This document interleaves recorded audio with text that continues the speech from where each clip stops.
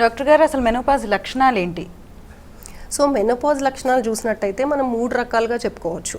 అంటే physical changes ఉంటాయి, మళ్ళీ ఎమోషనల్ చేంజెస్ ఉంటాయి, వాసోమోటర్ చేంజెస్ ఉంటాయి. సో మనం ఫస్ట్ చూసుకుంటే ఫిజికల్ చేంజెస్ ఏంటి అంటే అసలు యాక్చువల్ చూస్తే టాప్ టు బాటమ్ అనేది ఒక మహిళలో రకరకాల ఫిజికల్ చేంజెస్ చూస్తూ ఉంటాం.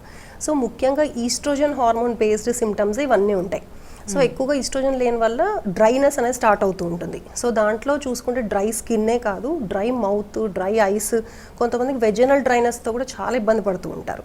అలాగే యూరిన్ అనేది ఫ్రీక్వెన్సీ అనేది పెరుగుతూ ఉంటుంది.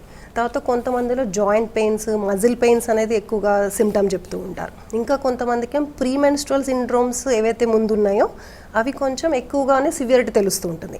అంటే వాళ్ళకి హెడ్ ఏక్, తర్వాత పీరియడ్కి వచ్చే ముందు ఉండే బ్రెస్ట్ టెండర్నెస్ కానీ, ఒక బ్లోటింగ్ సెన్సేషన్ కానీ, తర్వాత మజిల్ పెయిన్స్ కానీ, వీక్నెస్ ఫీల్ అవ్వడం కానీ, ఇవన్నీ ఫిజికల్ సిమ్టమ్స్. దీంతో పాటు కొంతమందికి పీరియడ్స్లో కూడా చేంజెస్ వస్తూ ఉంటాయి.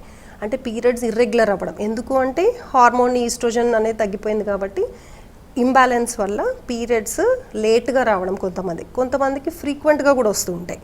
కానీ అక్కడ మెయిన్ ప్రాబ్లం వచ్చి హెవీ బ్లీడింగ్. సో వాళ్ళకి కనుక ఎక్కువగానే హెవీ బ్లీడింగ్ ఉండొచ్చు కొంతమందికి, లేదు కొంతమందికి మోర్ దెన్ 7 days అలా ఎక్కువ రోజులు కూడా బ్లీడింగ్ రావడం, లేదు బ్లీడింగ్లో గడ్డలుగా పడ్డం. సో అప్పుడు బ్లడ్ లాస్ అనేది చాలా పోతుంది.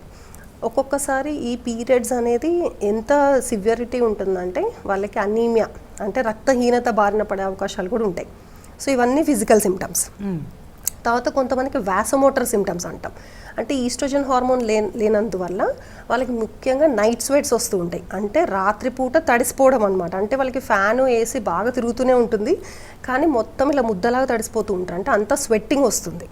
అలాగే హాట్ ఫ్లాషెస్ అంటాం. అంటే వేడి ఆవిర్లు, బాడీ అంతా కూడా ఇట్లా వేడిగా సడన్గా ఒక వేడి ఫీల్ అయినట్టుగా ఉంటుంది.